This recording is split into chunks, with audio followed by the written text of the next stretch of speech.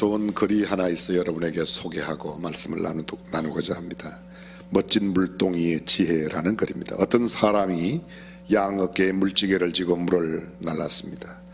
오른쪽과 왼쪽에 각각 하나씩의 물동이가 있었습니다. 그런데 왼쪽 물동이는 금이 간 물동이였습니다. 늘 물을 가득 채워서 출발하지만 집에 오면 왼쪽 물동이의 물은 반쯤 비어 있었습니다. 금이 갔기 때문이죠.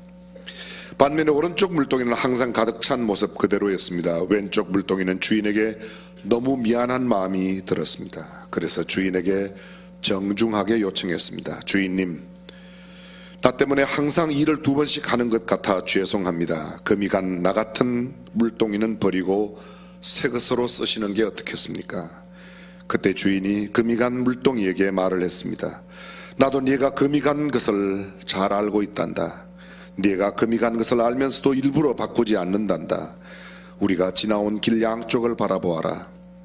물 한 방울 흘리지 않은 오른쪽 길에 있는 모든 풀들은 다 없어져 생명이 없지만 한 방울에 한 방울씩 물이 떨어진 왼쪽 아름다운 꽃과 풀이 무성하게 자라있는 모습이 보이지 않니?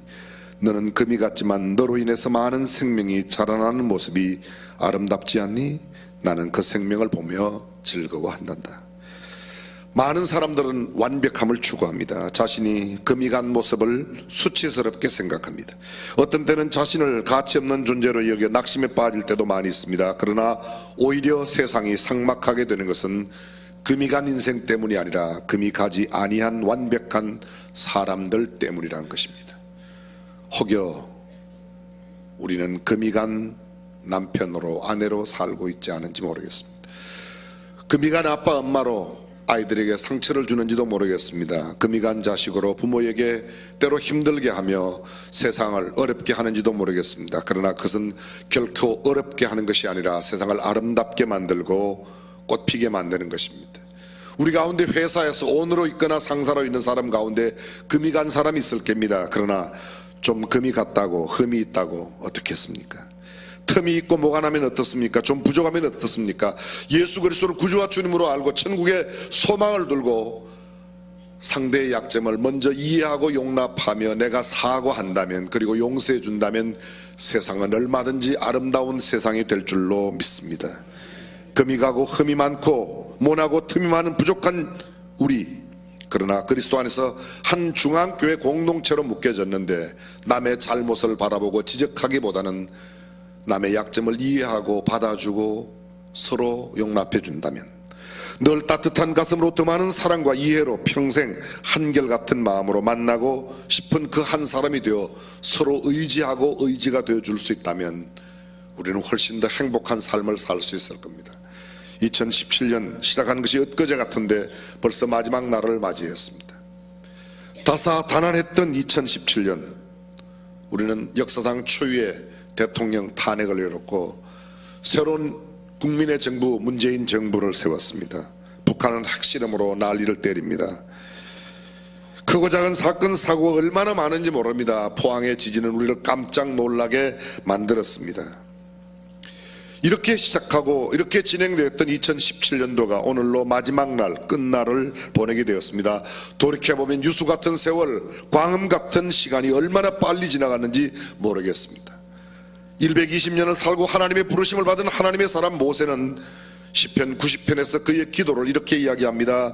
우리의 년수가 70이요 강건하면 80이라도 그 년수의 자랑은 수고와 슬픔뿐이요 우리가 신속히 가니 날아간다고 이야기하고 있습니다. 그리고 그 다음 구절은 우리에게 이렇게 말합니다. 우리에게 우리 날 계수함을 가르치사 지혜의 마음을 얻게 하소서. 우리 날이 얼마나 될까? 대한민국 사람들의 평균 수명을 제가 좀 조사를 해봤습니다. 조선 초기에 대한민국의 남자들의 평균 수명은 22세였습니다. 여자들은 25세. 조선 400년이 지나고 난 뒤에 조선 말기에 보았더니 조선 후기 남자들은 평균 연령이 40세, 여자는 48세로 거의 2배 늘어났습니다. 조선시대에 27명의 왕이 있었는데 왕 중에 가장 오래 산 사람이 81년 5개월 산 영조 왕이고, 태조 이성계가 그 두 번째로 72세, 70세를 이상 산 왕은 27명 가운데 2명밖에 없습니다. 평균 그들의 삶의 길이는 단종을 빼면 47.3세, 단종 포함하면 46세밖에 살지를 못했습니다. 60세 이상 산 사람은 20%도 되지 못합니다. 얼마나 생명이 짧았는지. 1971년도에 우리나라 남자 평균 나이가 59년을 살았고 여자는 66세를 살았습니다. 81년도에는 남자가 62.3세, 여자는 70.5세. 2011년도 남자는 77.6세, 여자는 84.4세입니다. 2030년에 세계 사람들의 나이는 어떻게 될까? 기대치, 생명의 기대치를 조사를 했는데요, 영국의 임페리얼 칼리지와 세계보건기구가 조사를 했습니다. 놀라운 사실입니다. 기대수명, 2030년에 태어나는 사람 가운데서 전 세계에서 가장 오래 사는 사람이 대한민국 사람이래요. 아직 좋아하기에는 너무 조금 이릅니다. 남자가 84세, 여자가 91세를 산답니다. 평균 따지면 한국인의 기대수명이 83.1년인데 문제는 83.1세로 세계에서 제일 장수하는 사람으로 대한민국 사람인데 경제 수명은 77세라 약 6년 동안은 가난하게 살아야 된다는 이야기죠.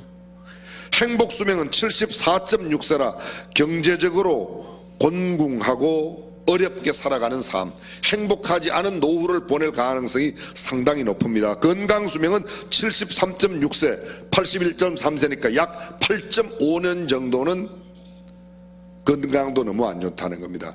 건강하지 못하고 돈 없고 가난하고 오래 사는 게 꼭 좋은 건 아니죠.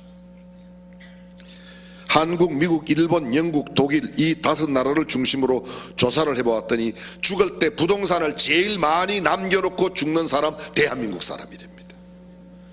부동산은 남겨두는데 자기는 돈을 안 쓰고 아들한테 물려주고 딸한테 물려주면 아들, 딸 쌈박질만 시켜놓고 떠나는 사람이 한국 사람이라는 거예요. 금융자산, 현찰로 갖고 있는 돈이 가장 작은 사람 한국 사람이 됩니다. 별로 자기는 안 쓰고 부동산에 묻어두는 거죠. 연금 수령, 보험을 들거나 연금을 받는 거 제일 작게 받는 사람 한국 사람이 됩니다. 행복하게 살아가느냐, 행복 수명을 따져보면 가장 불행하게 살아가는 사람이 한국 사람이 됩니다. 2016년도에 출생한 아이를 기준으로 한국인의 기대 수명을 보았더니 여성은 85.4세, 남성은 79.3세로 OECD 국가 가운데서 남자가 2.3년, 여자가 2.3년, 남자가 1.4년을 더 OECD의 다른 국가에 비해서 우리가 오래 사는데 문제는 오래 사는 그 기간 동안 고통을 받는다는 겁니다. 우리에게 우리날 계수함을 가르치사 지혜의 마음을 얻게 해달라고 모세가 기도하였는데 인생 80이라고 따져본다면 지금 70세를 살고 있는 사람은 10년 남았다는 이야기고 80세 이상 된 사람은 더 멀어 사는 겁니다. 죄송합니다. 쉽게 말하면 70세, 80세인데 80년을 산다고 해도 70세 된 사람이 10년 더 사는데 10년이라는 게 별것 아닙니다. 개나리 진달래 10번만 피면 간다는 이야기야. 저기 가나안 농군학교식으로 표현하면 고구마 10번만 캐면 가는 거예요. 옥수수 10번만 꺾으면 가는 겁니다. 인생 10년 금방 지나갑니다. 저도 엊그제 중앙교회 온 것 같은데 벌써 13년 지났어요. 벌써 얼마나 빠른지 모릅니다. 오늘 밤 우리는 송구 영신 예배를 드립니다. 송구, 옛것을 보내고 영신, 새것을 맞이하는 예배입니다. 그런데 송구 영신 예배를 못 드리는 날도 와요. 왜요? 내 인생이 끝나면 못 드립니다. 이것 몇 번만 더 하면, 송구 영신 예배 몇 번만 더 지나면 우리는 더 이상 송구 영신 예배를 더 드리지 못할 날이 우리에게 반드시 옵니다. 전도서 기자는 우리에게 이렇게 말합니다. 아름다운 이름이 보배로운 기름보다 낫고 죽는 날이 출생하는 날보다 나으며 초상집에 가는 것이 잔치집에 가는 것보다 나으니 모든 사람의 결국이 이와 같이 됨이라. 산자가 이것에 유심하리로다. 슬픔이 웃음보다 나으면 얼굴에 근심함으로 마음이 좋게 되느니라. 지혜자의 마음은 초상집에 있으되 우매자의 마음은 연락하는 집에 있느니라. 아름다운 이름, 무엇을 말합니까? 생전에 지혜롭고 인자한 성품으로 살아서 그 사람이 아름다운 후대에 기억되는 이름을 남기는 것을 아름다운 이름이라고 표현합니다. 보배로운 기름이란 말은 이 생에는 굉장히 이익을 추구하고 감각적으로 즐거움과 세상의 명성을 얻지만 실제로는 그의 떠날 때는 아름답지 못한 떠남을 이야기합니다. 그래서 보배로운 기름보다 아름다운 이름을 남기는 게 훨씬 낫다고 말합니다. 추상집에 가는 것이 잔치집에 가는 것보다 나으니 모든 사람의 결국이 이와 같습니다. 모든 사람이 다 죽는데 죽음을 피할 수 없는 우리들은 초상집에 가는 것이 잔치집에 가는 것보다 낫다. 왜 그렇습니까? 죽음은 만인의 공도이며 초상날은 누구에게나 오니까 피할 수 없는 죽음의 날 도대체 어떻게 되는가를 미리 가보고 그 초상집에서 배우는 지혜가 많다는 겁니다. 잔치집의 활락과 즐거움 그리고 순간적인 흥분보다는 이별의 슬픔이 지배하고 있는 그곳 초상집에 가면 지혜롭고 지속적인 교훈을 얻을 수 있을 뿐만 아니라 연민과 동정심, 삶과 죽음에 대한 심각성과 그리고 죽음을 준비해야 될 필요성을 느낄 수 있기 때문에 초상집에 가는 것이 지혜롭다고 말합니다. 잔치집은 그렇지 않습니다. 성경은 이렇게 말합니다. 아침에 일찍 일어나 독주를 따라가며 밤이 깊도록 머물러 포도주에 취하는 그들은 화 있을진저 그들이 연회에는 수금과 비파와 소고와 저와 포도주를 갖추었어도 여호와의 행하심을 관심치 아니하며 그의 손으로 하신 일을 생각지 아니하. 하나님께서 행하신 일, 하나님의 일에 대해서는 관심 없고 오직 술을 먹고 쾌락과 즐거움 가운데서 인생을 살아가는 것은 올바른 인생살이가 아니라는 겁니다. 그렇습니다. 참으로 지혜로운 사람은 내일이 없는 그날을 준비하는 사람입니다. 건강이 좀 심각하게 좋지 않거나 몸이 아파 며칠간만 병원에 입원하게 되면 어떤 마음이 들어갑니까? 돈 그거 별거 아니다. 세상의 명예 권력 별거 아니다. 금방 그런 생각 들어갑니다. 그런데 건강 회복해서 퇴원하면 금방 잊어버려요. 또 금방 또 돈 때문에 아웅다웅하고 난립니다. 사랑하는 성도 여러분, 하나님께서 오늘 우리에게 이렇게 말씀하십니다. 보라, 내가 속히 오리니 내가 줄 상이 내게 있어 각 사람에게 그의 일한 대로 갚아주리라. 나는 알파와 오메가요 처음과 나중이요 시작과 끝이라. 요한계시록 21장은 또 말합니다. 보좌에 앉으시니가 가라사대 보라 내가 만물을 새롭게 하노라 하시고 또 가라사대 이 말은 신실하고 참되니 기록하라 하시고 또 내게 말씀하시되 이루었도다. 나는 알파와 오메가요 처음과 나중이라. 내가 생명수 샘물로 목마른 자에게 값없이 주리니 이기는 자는 이것들을 유업으로 얻으리라. 나는 저의 하나님이 되고 그들은 내 아들이 되리라. 그러나 두려워하는 자들과 믿지 아니하는 자들과 흉악한 자들과 살인자들과 행음자들과 술객들과 우상 숭배하는 자들과 모든 거짓말하는 자들은 불과 유황으로 타는 못에 참여하리니 이것이 둘째 사망이라.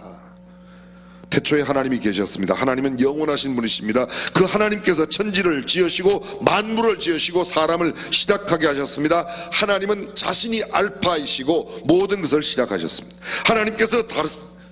하나님께서는 지금도 온 우주 만물을 운행하고 통치하고 다스리십니다. 그분 하나님께서 나중이 되십니다. 다시 말하면 모든 것의 종말을 구하십니다. 우리가 개인적으로 죽거나 내 개인의 종말입니다.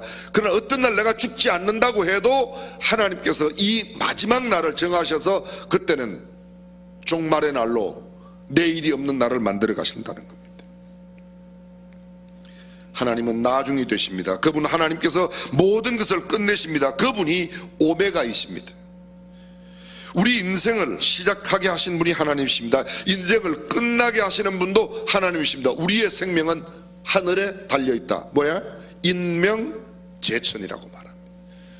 하나님이 부르시면 오늘 아무리 건강하던 사람도 떠나갑니다. 어린아이도 갈 수 있습니다. 올 때는 할아버지가 오시고 아버지가 오시고 아들, 손자가 차례대로 옵니다. 올 때는 주민등록 번호가 있습니다. 갈 때는 그 번호대로 가는 게 아닙니다. 모든 것이 끝나는 그 순간 바로 오메가 포인트입니다. 하나님께서 나의 삶을 정리하시고 부르시거나 하나님께서 세상을 마감하시고 끝내시는 순간이 바로 오메가 포인트입니다. 최후의 순간입니다. 우리가 역사를 통하여 가장 확실하고 생생하게 배우는 교훈은 우리 모두가 다 반드시 마지막 날을 맞이한다는 겁니다. 그 누구도, 어떤 부유한 사람도, 어떤 높은 사람도, 어떤 물건을 많이 재물을 가진 사람도 영원히 살 수 있는 사람은 없습니다. 마지막은 반드시 옵니다. 오메가가 있습니다. 황제의 권세도, 제국의 영광도, 부자도, 나라도, 기업도, 모임도, 단체도, 그 어떤 무엇도, 그 어떤 사람도 끝을 피할 수는 없습니다. 개인이 죽음으로 맞게 되든지 하나님께서 마지막 심판하시는 그날이 오든지 누군가는 다, 아니 누구든지 다 이 마지막을 만나게 되고 오메가 포인트. 그렇습니다. 오늘 성경 본문을 잘 보십시오. 로마서 6장 21절, 너희가 그때에 무슨 열매를 얻었느뇨? 이제는 너희가 그 일을 부끄러워하나니 이는 그 마지막이 사망입니다. 그 마지막이 사망입니다. 22절, 그러나 이제는 너희가 죄에게서 해방되고 하나님께 종이 되어 거룩함에 이르는 열매를 얻었으니 이 마지막은 영생이니라. 잘 보십시오. 21절에 그 마지막은 사망이라, 22절 이 마지막은 영생이니라. 이 마지막과 그 마지막이 극명한 대조를 이루고 있습니다. 그 마지막은 사망이고 이 마지막은 영생이라고 말하고 있습니다. 마지막, 바로 오메가 포인트입니다. 이 생명, 이 사망을 이렇게 말합니다. 죄의 삭선 사망이요, 그 마지막, 죄의 마지막은 사망이요, 하나님의 은사의 마지막은 뭐라고요? 영생이라고 말하는 겁니다. 시작이 알파요, 마지막이 오메가입니다. 헬라 알파벳, 우리가 알파벳이라고 말할 때 알파벳, 영어로도 알파벳인데요, 그게 A, B, C, D 해갖고 Z까지. 헬라어에는 알파, 베타, 감마, 델타, 세타, 에타, 이오타 이렇게 해서 마지막 오메가까지, 알파, 오메가, 처음과 나중입니다. 인생의 출생이 알파라면 인생의 죽음은 오메가입니다. 한국말로 말하면 가나다라 마바사 자차카타 파하, 기역에서 히읗까지. 기역이 중요합니다. 출생이 기역이라면 히읗은 죽음입니다. 출생이 중요하고 피업까지 중요하지만 가장 중요한 것은 히읗의 순간입니다. 알파부터 푸시까지가 중요하지만 더 중요한 것은 오메가, 마지막 순간이 어떻게 되느냐가 중요합니다.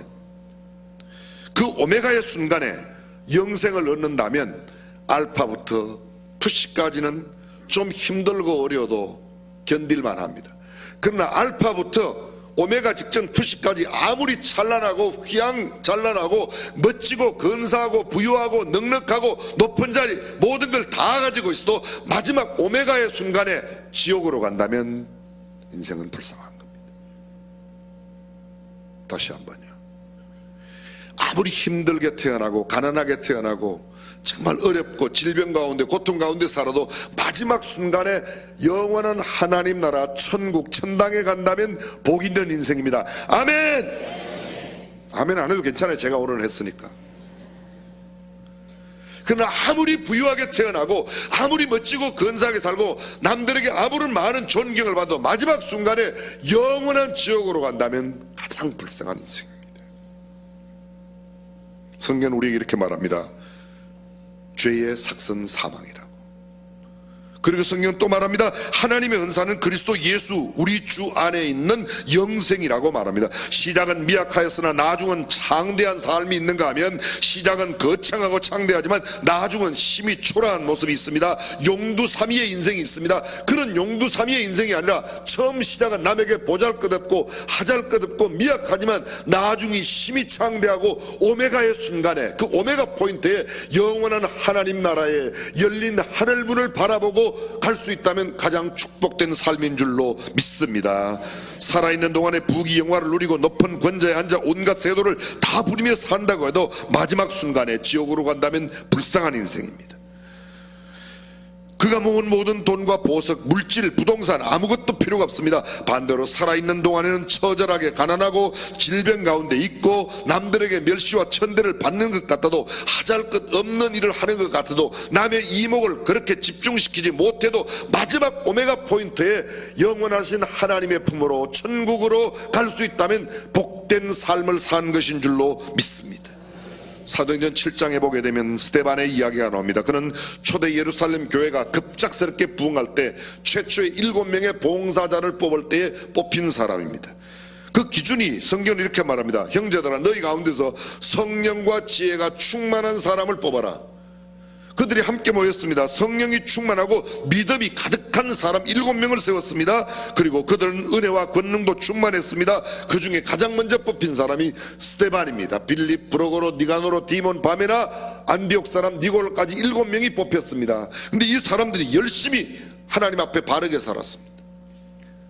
바르게 살았지만 사람의 안목으로 보면 불쌍한 사람입니다.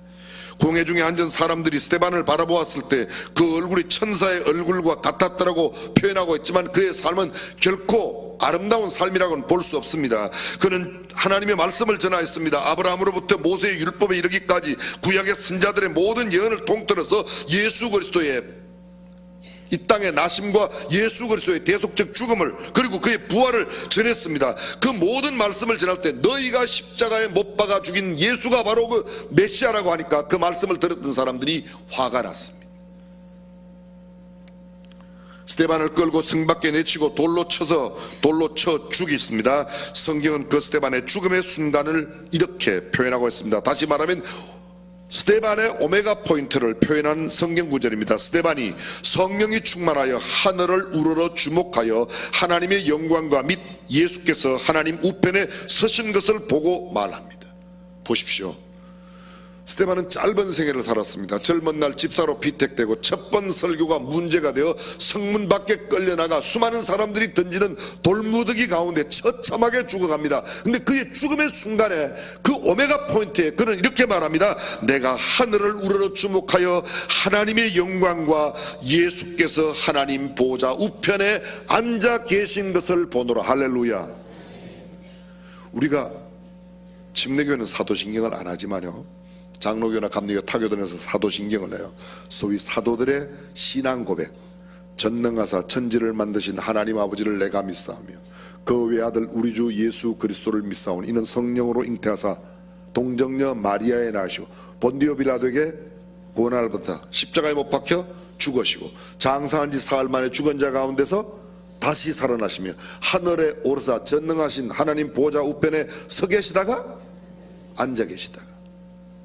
우리의 신앙 고백은 보좌 우편에 주님이 앉아 계신다고 말합니다. 근데 스데반은 죽음의 장면에서 보좌 우편에 서 계신 예수 그리스도의 모습을 봅니다. 그는 열린 하늘문을 보았습니다. 그는 하나님의 영광을 보았습니다. 인자가 하나님의 보좌 우편에 서 계신 모습을 보았습니다. 그의 최후의 기도를 들어보십시오. 저희가 스데반을 돌로 칠세 스데반이 부러지져 가로되 주 예수여 내 영혼을 받으시옵소서. 그의 마지막 기도가 뭐예요? 내 영혼을 받.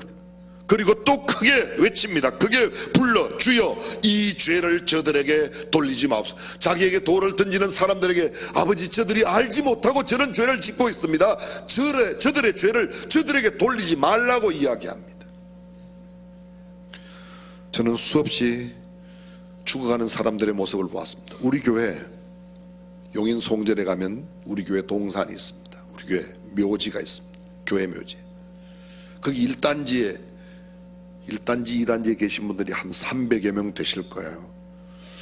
제 생각에 아마 1단지 2단지에 계신 분들 80% 이상 제가 다 염했어요. 염 모르세요? 제가 다 입관했어요. 아마 매일 80% 넘을 거예요. 요 사이는 다 염사들이 하지만 그때는 다 목사 전도사리 했습니다. 많이 할 때는 한 달에 16명을 제가 이렇게 썼어요. 죄송한 표현이지만 제가 한쪽 눈 감고 한쪽 다리 들고 해도 염은 잘할 수 있어요. 수많은 사람의 임종을 보았습니다. 대부분 예수 믿은 사람들 돌아가실 때 보면 편한 가운데 주무시듯이 떠납니다. 근데 간혹 이런 사람이 있어요. 죽음의 순간에 죽지 않으려고 아주 내렸습니다. 여러분들은 어떤 오메가 포인트를 갖기를 원하십니까? 주무시듯이 열린 하늘문을 바라보고 하나님의 보좌를 바라보고 떠나시기를 원하십니까? 아니면 그냥 안 떠나려고 내가 모아놓은 거 이거 쓰고 가야 된다고 그냥 가진 몸부림을 다치고 지랄발광을 하고 여쭤보나 마나요. 근데 의외로 죽음을 준비하지 않고 살아가는 미련한 인생들이 이 땅에 얼마나 많은지 모릅니다.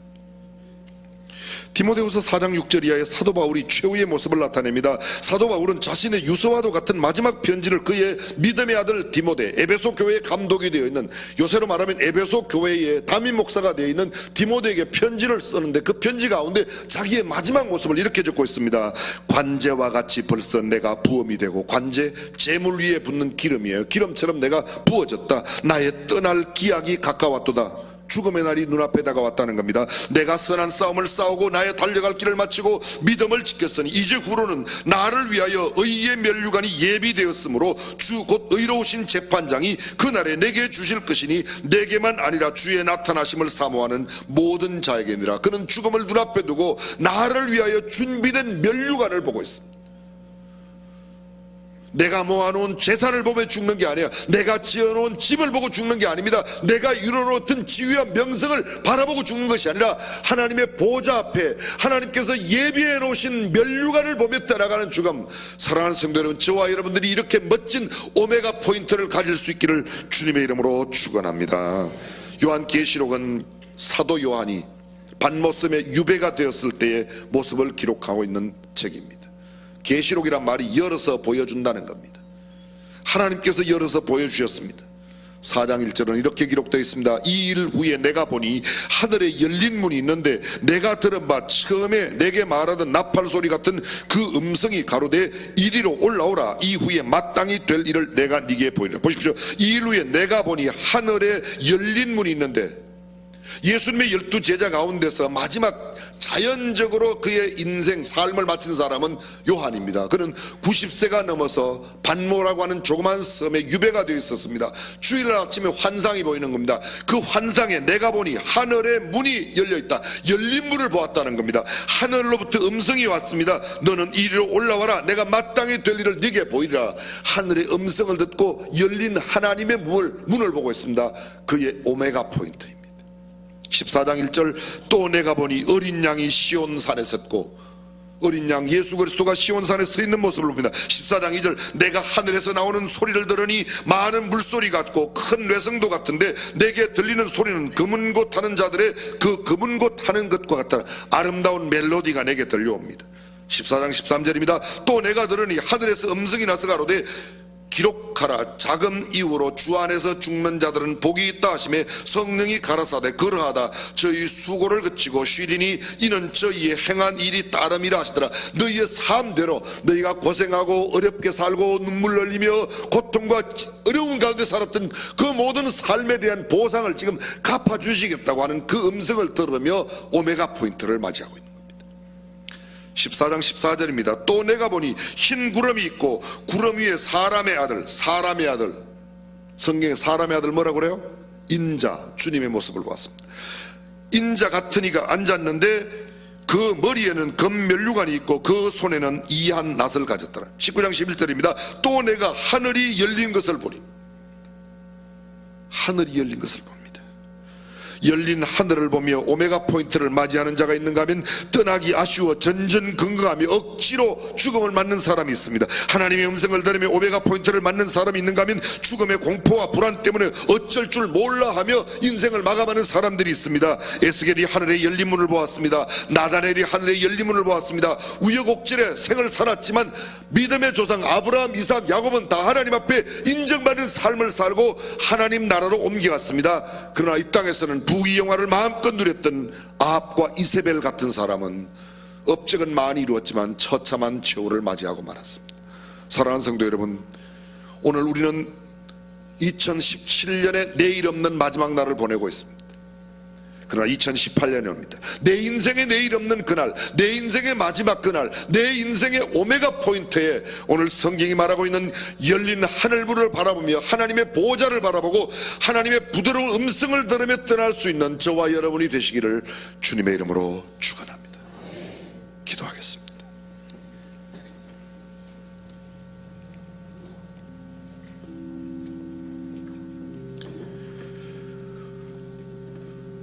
나는 정말 성경이 말하는 그런 오메가 포인트를 준비하고 있는가?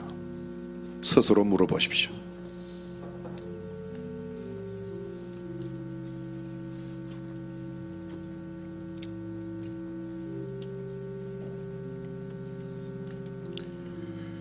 우리 모두는 언젠가는 그 순간을 맞이하게 될 것입니다.